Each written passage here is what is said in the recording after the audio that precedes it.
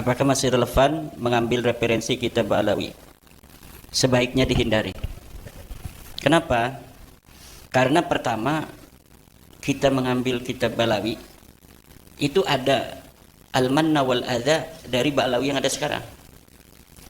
Katanya nasabnya diputuskan tapi ngajinya kitab Sulamut Taufik. Katanya nasabnya tidak nyambung tapi masih mengaji kitab Safinatun Najah atau apa, Safinatun Sholah apa itu ya, yang Ba'alawi. Kalau Safinatun Najah itu Samir Al-Hadrami itu kayaknya bukan Ba'alawi itu. Orang Hadramaut tapi bukan Ba'alawi. Nah, yang kedua, selain Al-Manna wal Adha itu ada beberapa kecenderungan dari kitab-kitab Ba'alawi itu adalah untuk mengangkat kelannya saja. Lihat dalam Bughiyah, dalam bab Kafa'ah, dalam bab Mujaddid. Kafa'ah itu katanya Imam Syafi'i tetapi mengambil dari pendapat lemah Imam Ahmad tentang bahwa kafa'ah bisa membatalkan nikah. Apabila seseorang perempuan menikah dengan bukan kafa'ah, itu bisa membatalkan nikah. Itu adalah wajhun min wajhai al-Imam Ahmad bin Hanbal. Jadi Imam Syafi'i, Imam Ahmad, Imam Syafi'i, Imam Abu Hanifah, Imam Malik semuanya sepakat kafa'ah itu bukan sebagai syarat nikah, syarat sahnya nikah, tidak. Tapi hanya syartul luzum. Syartul luzum dengan syarat sah itu beda. Syartul luzumin nikah, seseorang yang menikahkan anak perempuannya dengan tidak sekupu, itu anak perempuannya bisa menerima, bisa menolak, walaupun dia wali mujbir. Kan wali mujbir itu ayah itu bisa menikahkan anak perawan tanpa ngomong lagi sama anaknya. Tapi kalau menikahkannya tidak sekufu, itu anaknya bisa menolak, namanya syartul luzum. Tapi kalau anaknya menerima walaupun tidak sekufu, sah itu nikah. Tapi menurut satu wajah dari Imam Ahmad bin Hanbal tidak sah langsung. Pokoknya ketika menikahkan itu tidak sah nikahnya. Tapi itu hanya satu wajah dari dua wajah Imam Ahmad bin Hanbal. Jadi 3,5 ulama Imam Madhab 4 melawan setengah. Itu yang diambil oleh Ba'alawi adalah pendapat yang setengah itu melawan 3,5. Paham ya? Kan untuk apa? Untuk mengangkat klan, membenarkan konsep mereka bahwa Ba'alawi itu tidak pantas anak perempuannya menikah dengan orang Jawa. Yang diambil pendapat yang sangat lemah. Satu wajah menghadapi 3 ulama besar, Imam Syafi'i, Imam Maliki, Imam Hanafi, dan satu wajah dari Imam Ahmad bin Hanbal sendiri tidak setuju dengan pendapat itu. Hanya setengah wajahnya itu setuju. Itu yang diambil yang terlemah itu. Untuk apa? Mengangkat klan. Kemudian mujaddid Islam itu dalam Bughiyah itu Ba'alawi semua yang dimasukin itu. Nah, itu dari sisi ada kecenderungan memang mengangkat klan saja. Yang kedua, ulama-ulama kalau mereka beristihad itu harus ditinjau ulang as-sabr wa taqsimnya itu. Bagaimana mereka takhrijul manat, bagaimana mereka tahqiqul manatnya. Karena di dalam proses istidlal adalah al-masail al-mu'asirah, itu jangan kita langsung husnudzon kepada kitab yang bentuknya kitab kuning. Karena kitab itu kan sekarang bisa aja kita bikin kitab kayak kitab Al-Fikratun Hadiyah, kertasnya kuning itu. Namanya kitab kuning. Itu bisa diuji satu-satu dalilnya itu. Nah, kita sudah menguji. Katanya ada dalam Ba'alawi itu seorang ulama besar Syafi'i Shogir, Zain bin Smith. Zain bin Smith itu katanya Syafi'i Shogir, dia mengarang kitab apa itu? Kemarin itu yang diambil oleh PWNU Jatim sebagai salah satu referensi tidak sahnya nikah secara video call online. Pendapat yang diambil nomor satunya adalah pendapatnya Zain bin Smith dengan berdasarkan dalil at-telefonu kinayatun. Telepon itu kinayah. At-telefonu kinayatun gitu. Itu tanpa diuji di dalam meja istidlal, itu langsung diambil oleh PWNU Jatim untuk mentidak sahkan itu nikah online. Nah, saya menguji istidlalnya Zain bin Smith dari mana sampai telepon itu kinayah. Kinayah itu kan satu kalimat yang bermakna ganda, kemudian bisa bermakna yang terdekat dengan niat. Misalnya seorang suami mengatakan pada istrinya, pulang kau ke rumah orang tuamu. Itu maknanya apa? Apakah nyuruh pulang doang? Apakah menceraikan? Kalau niatnya dia menceraikan dengan niat dalam hatinya, jadi. Tetapi kalau tidak jadi. Tapi kalau nikah tidak boleh pakai kinayah. Contohnya kinayah, misalnya aku halalkan anakku kepadamu dengan 5 gram emas, tidak sah. Karena menghalalkan itu bisa makna menikahkan, bisa makna nyuruh hubungan tanpa nikah. Tidak sah dengan lafaz menghalalkan. Apalagi aku cengklakan engkau. Itu tidak sah. Karena cengklakan itu apa, bisa makna nikah, bisa makna selain nikah. Maka nikah tidak sah dengan kinayah. Kemudian dalam Fathul Mu'in dikatakan al-kitabatu kinayah. Tulisan itu kinayah. Maka kalau orang menikahkan dengan tulisan, aku nikahkan anakku kepadamu dengan mas kawin 5 gram emas kontan, tidak sah. Kenapa? Tulisan itu kinayah. Bisa bermakna memang menikahkan, bisa bermakna dia sedang nulis cerita fiksi. Maknanya dua jadi. Nah, yang makna dua itu disebut kinayah. Sekarang saya nelpon ke Suparman. Ke Suparman, gimana ini? Jam berapa saya harus datang ke rumah Kiai? Apakah langsung ke acara? Apakah ke Kiai dulu bagusnya? Ke rumah saya dulu Kiai. Itu maknanya apa? Ya udah, maknanya itu. Ke rumah saya dulu Kiai. Tidak maknanya dua. Kecuali dia rumahnya dua, isinya dua. Rumah mana nih? Dan dia kan orangnya penakut. Istrinya cuma satu. Jadi ya udah, telepon itu tidak bisa disebut kinayah seperti tulisan. Kalau tulisan bisa bermakna ganda. Nah, itu pun kalau saya ini masalah telepon memang masih bisa untuk tidak sah. Karena ada ibarah di dalam majmu'.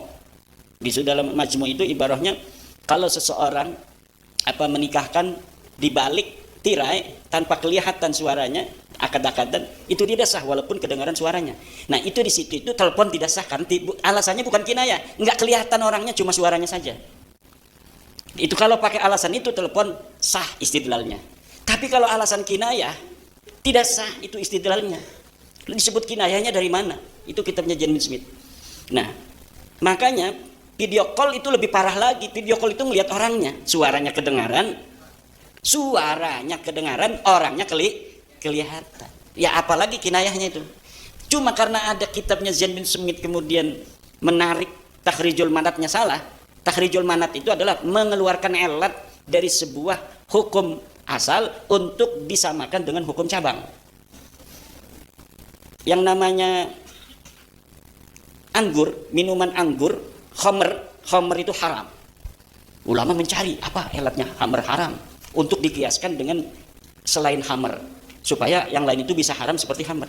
Oh, elatnya dia terbuat dari anggur, kata Imam Syafi'i. Maka setiap barang-barang yang memabukkan terbuat dari anggur hukumnya haram.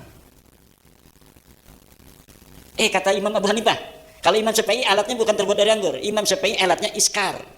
Kata Imam Syafi'i ditarik alatnya iskar, memabukkan. Maka setiap yang memabukkan haram karena dia khamr, alatnya sama dengan khamr, memabukkan. Kata Imam Abu Hanifah, khamr ini haram karena terbuat dari anggur. Ditahrij alatnya keluar bahwa dia terbuat dari anggur. Maka apabila sesuatu itu tidak terbuat dari anggur, tidak memabukkan, tidak haram kalau diminum sedikit. Kalau Imam Syafi'i, ini misalnya anggur, sedikit saja haram. Ini brandy, tidak terbuat dari anggur, tapi untuk minum-minuman, sedikitnya saja tidak mabuk, haram. Tapi Imam Abu Hanifah tidak. Sebelum dia mabuk-mabukan itu. Makanya kan banyak orang berbeda pendapat dalam masalah ini itu. Nah, inilah itu, tapi dua-duanya bisa diuji dalam meja ilmiah dan dua-duanya kuat. Tapi kalau tadi itu Jan bin Smith tidak kuat dalilnya. Telepon disebut kinayah dari wajah mana? Itu takhrijul manat. Kalau sudah ada dua dalil, dua elat, maka tahqiqul manat. Diambil salah satunya, mana yang terkuat. Maka Imam Syafi'i mengambil dalam masalah khamr itu adalah memabukkan, Imam Abu Hanifah mengambil itu terbuat dari anggur. Tapi dua-duanya bisa diuji, dan sampai sekarang dua-duanya itu tidak bisa diruntuhkan oleh filsafat. Jadi kalau misalnya sebuah tesis itu ketika diuji oleh filsafat jauh dari logika, jauh dari rasional, itu jelas tesisnya itu adalah tesis yang bermasalah. Kenapa? Filsafat itu kan basisnya adalah satu, logis, rasional, dan bisa dibuktikan. Dia scientific evidence. Kalau misalnya tidak, setiap sebuah konklusi, setiap sebuah tesis ditaruh di meja ilmiah, ketika diuji oleh filsafat bermasalah, itu cukup diimani saja.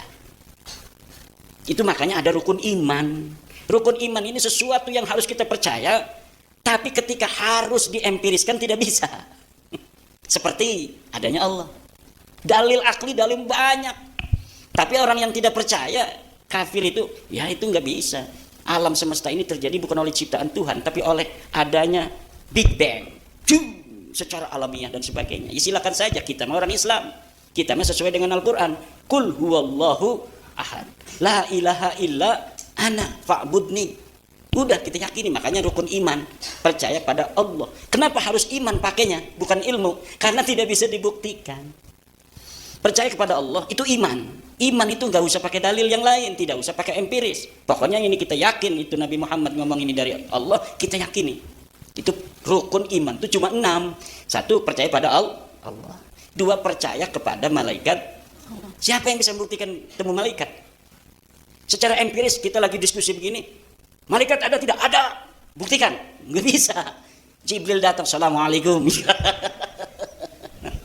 Yang ketiga, percaya kepada kitab Allah. Semua orang Islam percaya Quran itu adalah kitab.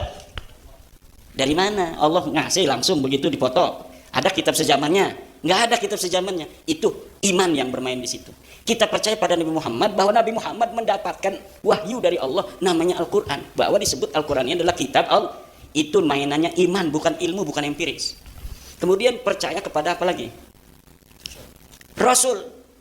Nabi Muhammad Rasul bagi kita. Bagi kafir Quraisy, sahirun majnun. Yaquluna ambihi jinnah, dia orang gila.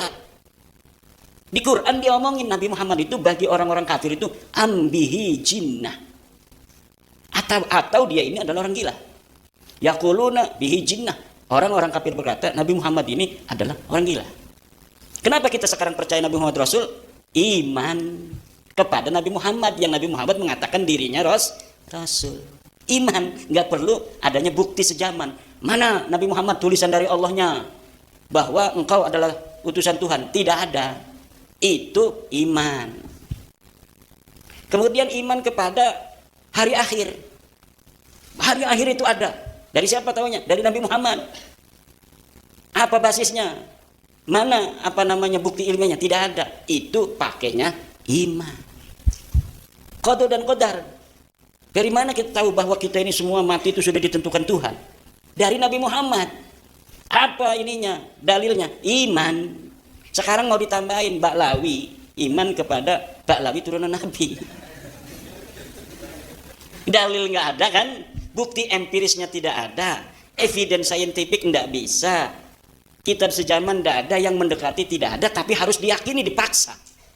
Itu merusak ajaran Islam. Berarti rukun iman harus ditambahin 1, yaitu percaya Baklawi sebagai turunan Nabi. Makonon.